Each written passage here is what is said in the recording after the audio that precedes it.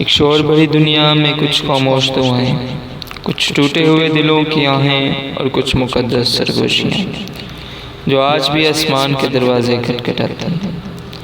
یہ وہ لمحے ہیں جب انسان بے بس ہو جاتا ہے اور خالق سب سے قریب۔ داؤد کے نغمے، سلیمان کی حکمت، ایوب کا صبر، یوسف کا درد، حنا کے آنسو اور مقدسہ مریم کی پاکیزہ خاموشی۔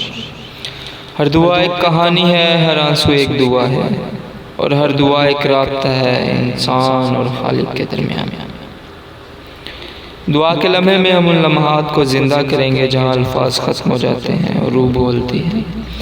ہم ان کرداروں کو تلاش کریں گے جنہوں نے وقت کی دھول میں بھی خدا کی روشنی کو تھامے رکھا۔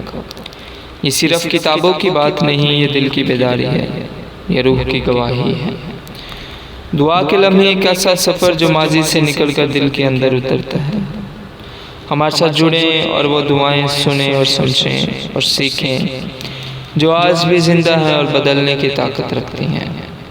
شکریہ، خداوند آپ سب کو برکت دے، آمین۔